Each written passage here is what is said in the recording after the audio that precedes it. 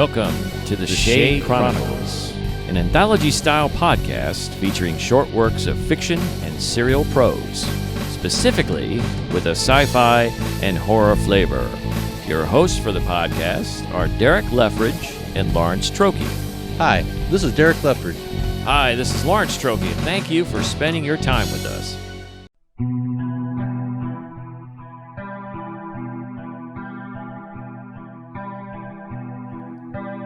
The Shooter by Lawrence Trokey. Ted Williams stood over his daughter's grave in the misty morning rain.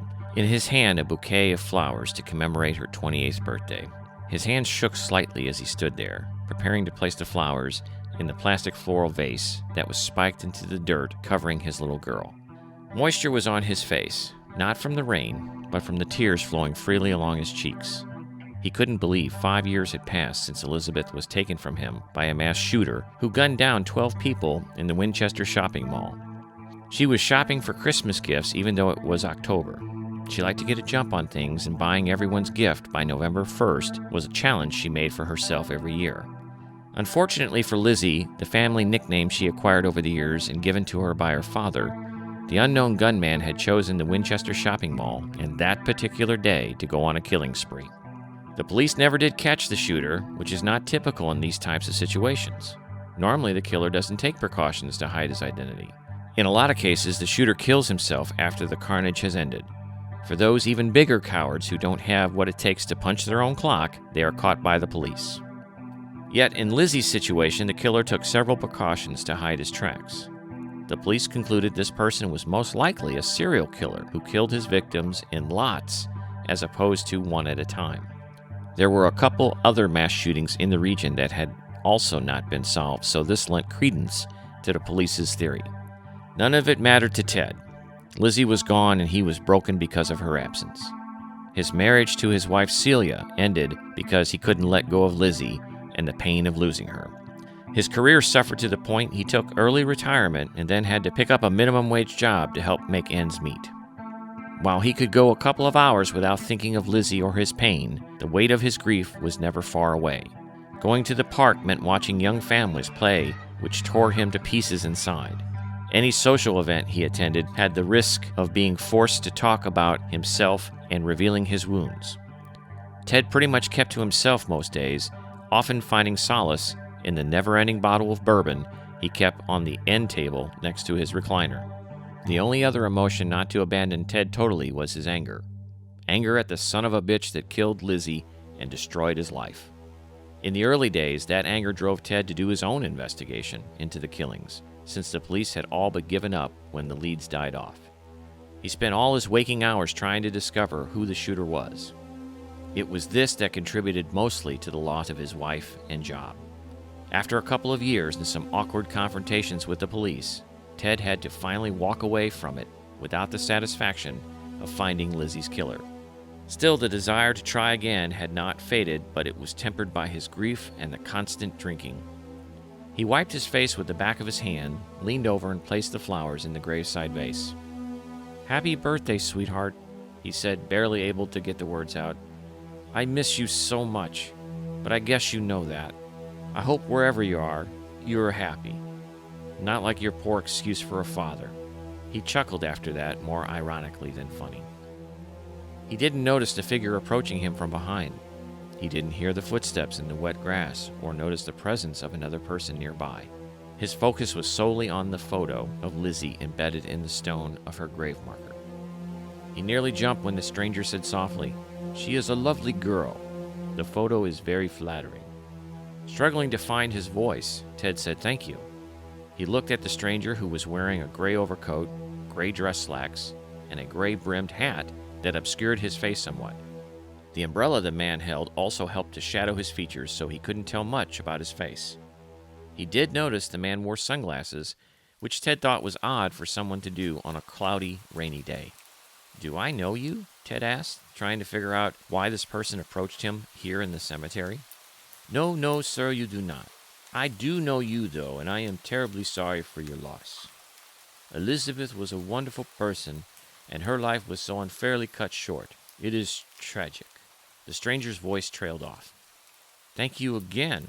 Ted offered, still unsure of why this person was here and what to do next. I hope you'll forgive me for prying, but I understand the killer was never found. Is that correct? Ted realized this was probably a reporter, or a wannabe reporter, who had decided to write a story about the mass shooting and make a name for himself. One of those unsolved murder podcasters or something worse. It made him angry to think that someone would use the worst event of his life to entertain others. Look, I know who you are now, and I don't want to talk about this. Just leave me alone. Sir, you are mistaken. I am not who you think I am. I want to help you. The stranger raised a hand, attempting to calm Ted down. I said fuck off. Ted squared off with the man, ready to lay into him and spend another night in jail for assault if it meant putting this prick in his place. What if I told you I know who the killer is? Bullshit. You just want an interview with me for your shitty podcast. You don't know anything. That's not true, and I can prove it. Here.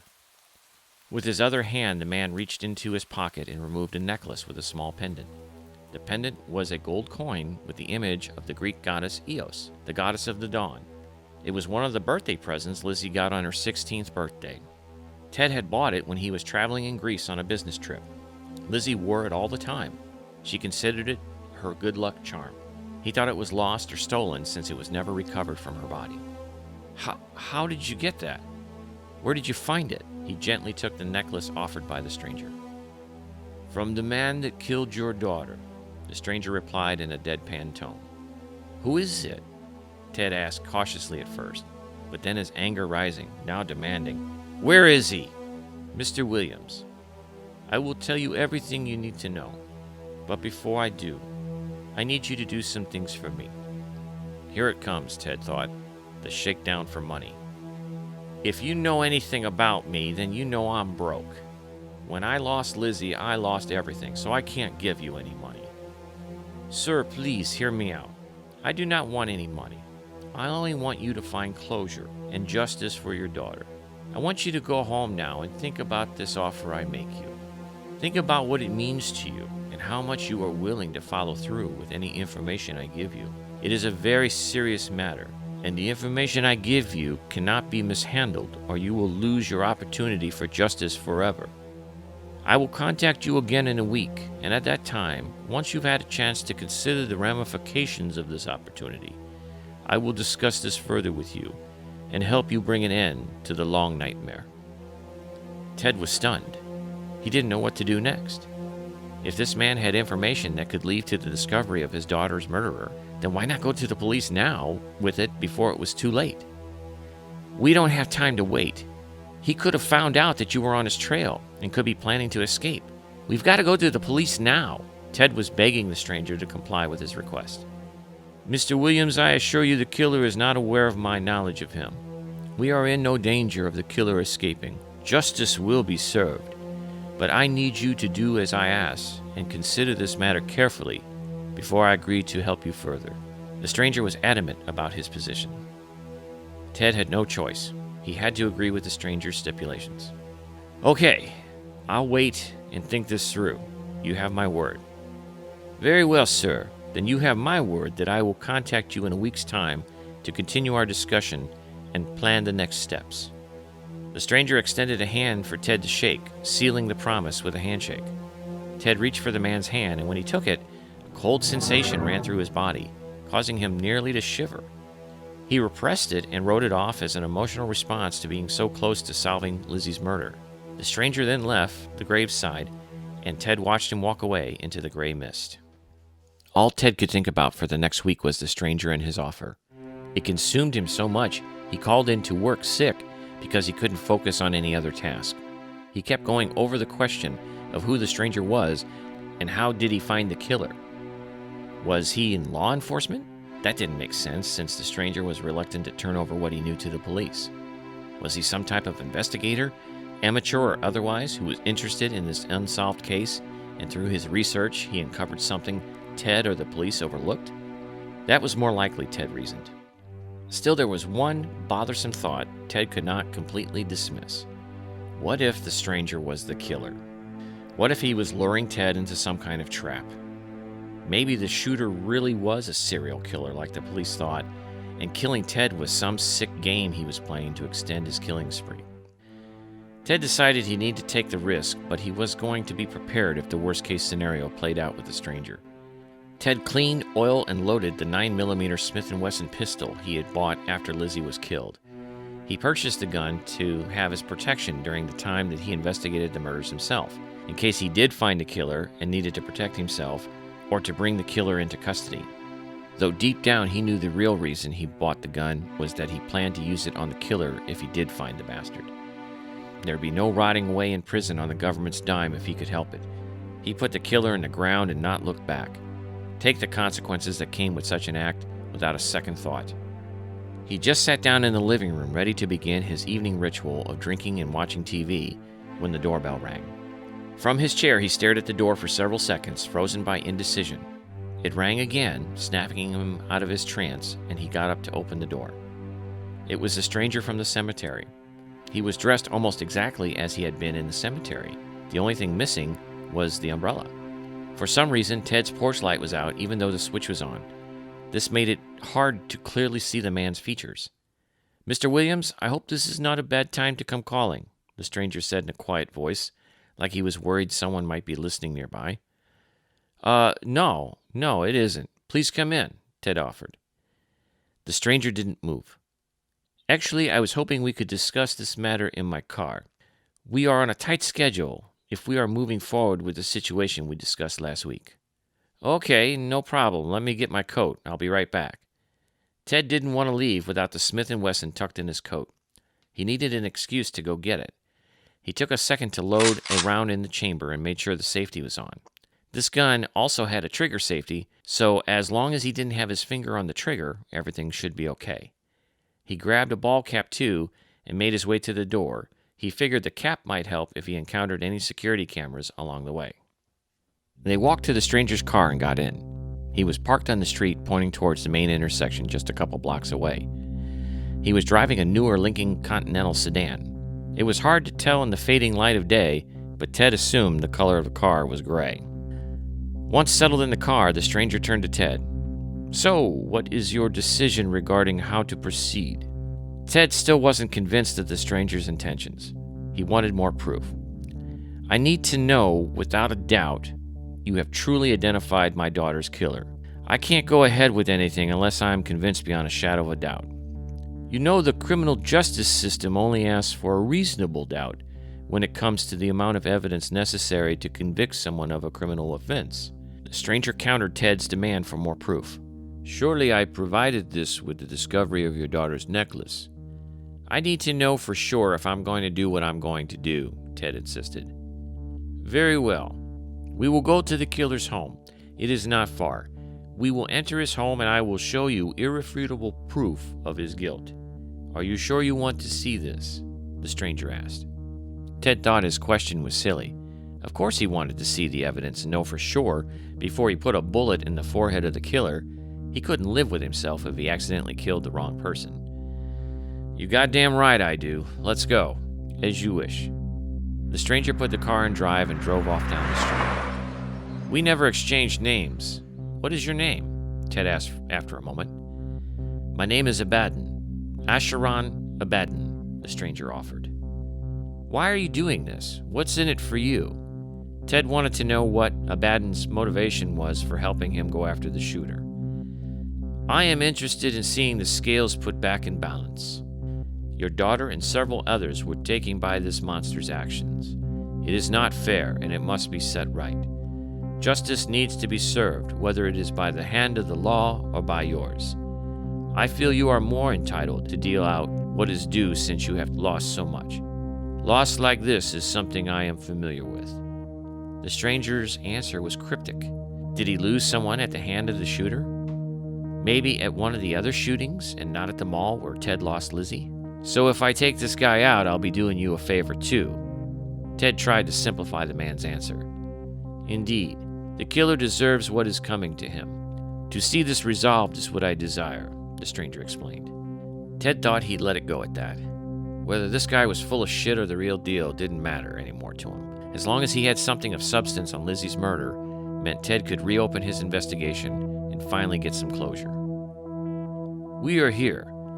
I will park down the street some so as not to arouse suspicion. We will then go into the house and enter through the garage as I did before when I retrieved your daughter's necklace. Once inside, I will show you the proof you need." Ted nodded in affirmation to Abaddon's plan. They did exactly as he instructed, and they were inside the house in no time. Apparently, the killer didn't lock his own garage door.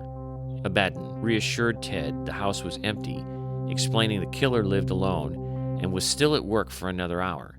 He led Ted through the ranch-style home to one of the smaller bedrooms in the back. The door was closed, so Abaddon opened it, but before he turned on the light in the room, he paused. "I told you I would provide irrefutable proof, and it is in this room. You must steady yourself for what you're about to see. It will be very easy for you to get lost in the weight of it all, but you must pull through and focus on what needs to be done." Ted acknowledged the warning and pushed into the room. When the light came on, the first thing Ted saw was the wall of photos. The photos were of people who were not aware they were having their picture taken. There was a woman sitting at a table drinking coffee, working on a laptop. Another woman, older than the first, coming out of a hair salon. A man behind the wheel of a pickup truck sitting at a red light.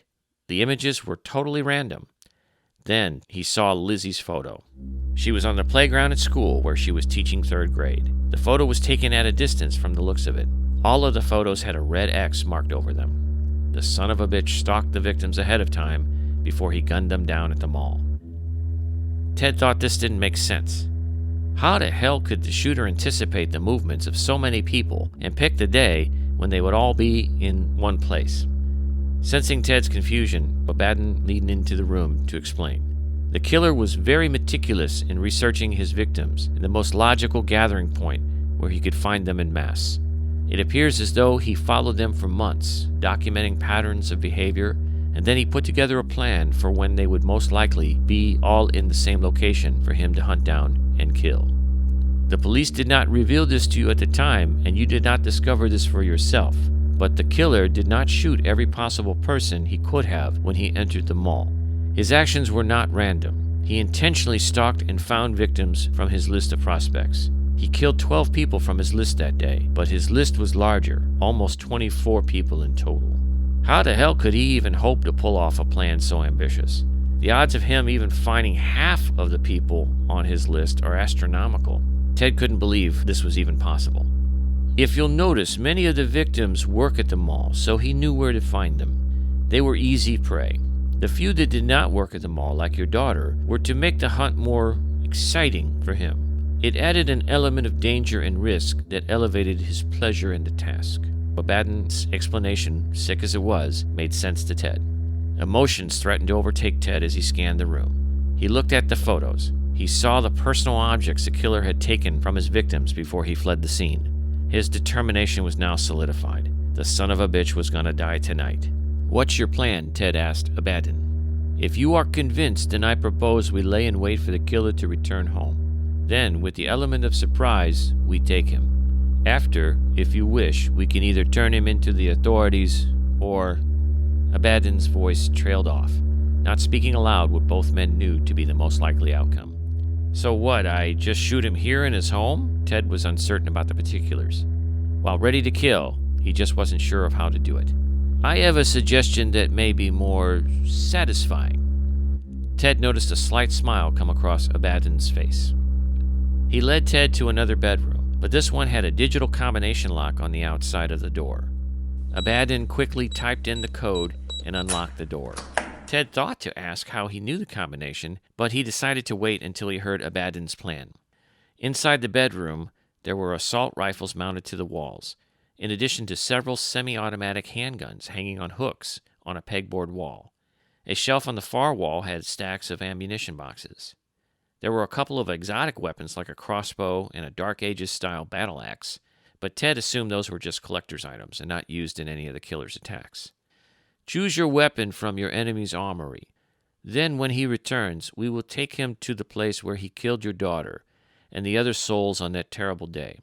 There you will hunt him just like he hunted your daughter and the other victims. He will meet his fate on the hallowed ground of your daughter's demise." Ted listened to the plan, trying to find fault with it, but in the end, he agreed it was an appropriate place to kill the bastard that took Lizzie from him. "I agree. What should I do next?" Abaddon showed Ted how to load the assault rifle he chose and how it operated. Then he turned off the lights inside the house, and they waited in the room off the garage for the killer to come home. In less than half an hour, they heard the garage door open. Ted moved into position. When the door opened, the killer turned on the light inside and then saw Ted. "Hi," Ted said, and then slammed the butt of the assault rifle into his face. The killer fell to the floor unconscious. He was dressed in coveralls, regular work clothes. Abaddon explained the killer had worked on the maintenance crew of the mall 5 years ago. He knew the mall inside and out, and that was how he was able to escape capture by the police. After the mall closed, he moved on to another maintenance job at a nearby shopping center. They drug his body to the back of the killer's car. Abaddon popped the trunk of the Ford sedan, and Ted hefted the killer's body into the trunk. He didn't quite fit, but Ted didn't care. He slammed the trunk lid down repeatedly until it finally caught and latched. Ted drove the killer's car to the parking lot of the shopping mall. Abaddon followed in his car, and when he arrived, he instructed Ted to drive around back to the receiving area on one end of the building. From there, Abaddon went inside and opened one of the loading bay doors. He had a flatbed cart ready to carry the unconscious body of the killer. Ted removed him from the trunk of his car and dropped him like a sack of concrete on the metal cart. Abaddon closed the dock door behind them and went over to a series of electric panels mounted on the wall near the doorway. He flipped a switch and lights came on all around them. "Are we sure this place is abandoned? No security guards?" Ted asked. "We are alone here. The property manager is too cheap to hire security to watch his building. We will not be disturbed." Abaddon seemed to have thought of everything. They rolled the cart to the main courtyard of the shopping mall. Although closed for some time, there were still some fixtures and shelving Ted could see in the storefronts as they passed. Many of them had security gates shutting off the storefronts from the main mall area. I had another thought. If this guy knows this place so well, what if he finds a way out before I can get to him? Ted was worried the killer might escape. A fair point. Most of the access ways to the outside have been sealed. As I said, the landlord is too cheap to hire security to guard his property, so he took extra steps to lock the building down. It is quite secure. I was still able to find a way in, but it is the only way in or out. I will watch it and prevent the killer from escaping through there. As you see, many of the stores are locked with security gates, so he will only have access to the main hallways. Again, Abaddon seemed to have everything under control. Ted was starting to feel uncomfortable about how easy all of this was coming together. Just then, they heard a groan coming from the killer. He sat up, reaching for his head. He was surprised by the bloody gash he found on his forehead. Ted and Abaddon stared at the killer as he swung his feet around and sat on the edge of the cart, holding his head in both hands. "What the fuck did you do to me?" he whimpered. "Only what you got coming to you, and there's more to come." Ted reached down and pulled a name badge off the killer's coveralls. "Edmund Black Bull, eh? They call you Eddie for short?" "Who are you?" Black Bull answered, ignoring Ted's question. "Well, Eddie, I'm the father of a beautiful girl you killed 5 years ago when you came here and shot her and 11 other people in cold blood. And now I'm going to set things right." Ted racked around into the chamber of the assault rifle. "Now get up. We're going to play a little game." "Fuck you, man. I ain't doing nothing." A gunshot cut Black Bull off. The sound reverberated throughout the halls of the shopping mall. The bullet exploded between the feet of the killer as he sat on the cart. Whoa, wait a minute," Black Bull pleaded with Ted. "I said get up." Ted stared at the killer with stone-cold hatred in his eyes. "All right, sure. Black Bull did as instructed. He was unsteady on his feet, probably due to the concussion he received from Ted's blow earlier. "So here are the rules of our game, Eddie. You're going to start running. I'm going to give you a 10-second head start, and then I'm going to come after you. That's it. Easy, right?" The killer didn't wait for further instruction. He started stumbling off down the main hallway, looking desperately for a way out. Ted glanced over at Abaddon to see him nodding in approval. Again, Ted thought he saw a faint smile briefly flash across his face. "Don't let him past you," Ted said, and then he started off after Black Bull. Ted was impressed at how fast Eddie made it down the main hallway to one of the tributary hallways despite his injury. Still, with most of the storefronts closed off with security gates, Ted could see him running from one storefront to another in the distance, hoping to find one that he could get into. Ted raised the weapon and looked down the sight. He fired a couple of rounds that just hit above the killer's head. That caused Black Bull to fall down and scramble to hide behind a large planter in the middle of the hall. "You gotta do better than that, Eddie." Ted teased the killer as he casually strolled towards him. Black Bull, sensing Ted approaching, jumped up and ran to an entrance to a service hallway. Ted took a few more shots at him, not even aiming, but more just tormenting his victim. Then, for a moment, Ted sensed someone nearby, just over his shoulder, but when he turned around, no one was there. Using Ted's distraction as a chance to escape, Black Bull scrambled back down the service hallway and ran past Ted towards the main hallway. He must have found the service door entrance was locked and realized he couldn't get out that way. Ted turned and walked after Black Bull. He saw him running down the main hallway again, so he fired a few more shots at him. The bullets landed near Black Bull, but still none found their mark. He ducked again and ran towards another storefront. This one had the security gate down, but it was not locked. Black Bull raised it enough to crawl under it and got into the store. "Shit!" Ted exclaimed and ran after Black Bull. He pushed the gate up even more and ducked under it to enter the store. Once inside, he held the gun up in front of him and scanned the area, looking for Black Bull. Out of the corner of his eye, he saw too late the form of Black Bull jumping down on him. Black Bull slammed into Ted, knocking him down. Then he picked up a piece of shelving and beat him with it several times. Ted rolled over and tried to protect himself, but the piece of pipe had done some real damage. When he couldn't take it anymore, he twisted and fired the assault rifle wildly, hoping to hit the killer. It caused Black Bull to stop his attack, but then he grabbed the rifle and jerked it from Ted's grip. He spun it around and took aim at Ted. He pulled the trigger, but the clip was empty. A disappointing click was all he got for his efforts. He threw the rifle at Ted and was going to lunge at him to beat him with his bare hands, but Ted had pulled the Smith & Wesson 9mm from his jacket and fired at close quarters. The bullet hit the killer in the gut, and he fell backwards. Then Ted could hear him scramble towards the entrance and exit the store. Ted was hurting from the beating he took. He slowly got up to his feet and winced at the pain. Suddenly, Abaddon was there. Ted hadn't noticed him coming in the store. "You have got to go after him now," Abaddon demanded. "You must push beyond the pain and get back to the task. You cannot give up now when you are so close to bringing justice to this murderer. He killed your daughter. Are you going to let him get away with it?" Abaddon was practically yelling in Ted's face. "I shot him. He won't get far," Ted reassured Abaddon. Then he ducked under the security gate and followed Black Bull. As predicted, Black Bull made it about 50 yards outside of the store and then collapsed onto the floor of the main hall. He had crawled a few more yards, but then had to rest. His breathing was labored. He crawled into a kid's play area and lifted himself up onto one of the benches. He sat there bent over, holding his gut, trying to stop the bleeding. That's when Ted caught up to him. "Well, Eddie, it looks like we've run out of time," Ted said, making Black Bull raise his head and look at him. "Thanks for playing my game, but it looks like you lost." Ted raised a pistol and pointed it at Black Bull's head. Black Bull just stared back, a mask of pain across his face, as he waited for the end. Ted looked back into the killer's eyes, trying to find the last bit of motivation it would take for him to end this man's life. For some reason, it was harder than he thought, and he hesitated. Abaddon was there again. Ted did not see or hear him approach. "What are you waiting for? Do it! Take your revenge! Do you not remember how much he took from you? What you lost? Repay him for the pain he caused you before it's too late." Ted straightened his arm, ready to pull the trigger. This man had hurt him to the point it destroyed Ted's life, his chance at happiness, and the losses he suffered were some he would never recover from. Why not pay him back for all of that? "Daddy?" He heard the voice, but he wasn't sure who said it at first. It sounded like a voice he knew, but had not heard in such a long, long time. It squeezed his heart to hear the sound of it. He looked around and then saw her. Standing in the shadows along the wall, he saw Lizzie. I don't believe it. Honey? Is that you? How? Don't do this, Daddy. This won't fix anything. It only causes more pain and suffering. Hasn't there been enough of that already? Lizzie walked slowly into the light. Ted didn't recognize the clothes she wore. They were a light color, lightweight material that looked like a gown or a robe. He had trouble seeing details because his eyes were filled with tears. "God, baby, I missed you so much.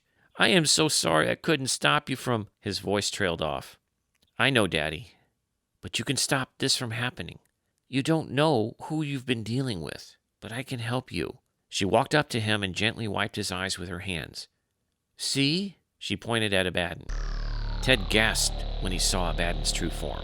Instead of a gray suit and hat, Abaddon was now wearing a hooded gray robe, tattered and stained. His face, still obscured some by the hood, was sickly, pale skin, pulled tight over a pointy nose and bony cheeks. Age lines and wrinkles littered his face. It reminded Ted of images of one of the 4 horsemen of the apocalypse he had seen rendered in the family Bible. "Oh my God," Ted gasped. "He is not here to help you.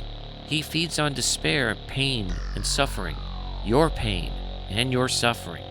He brought you here tonight to watch you lose all hope and destroy yourself. You can't let him do that to you.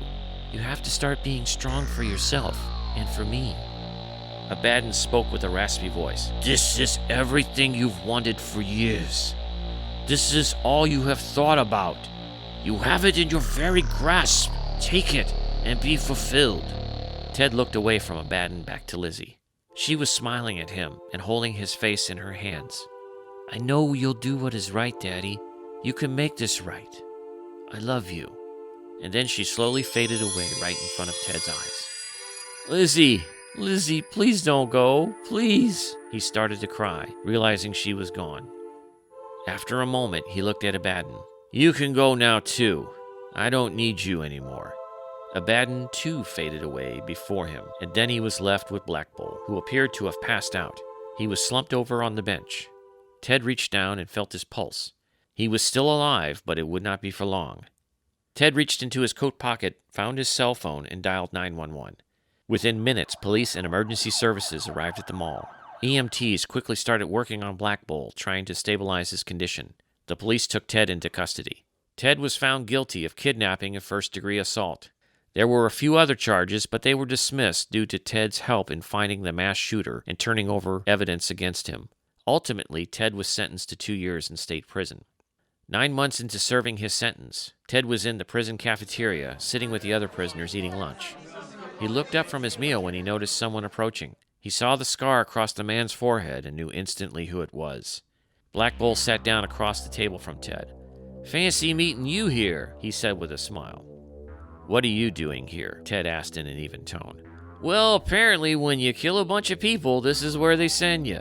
The joke fell on deaf ears with Ted.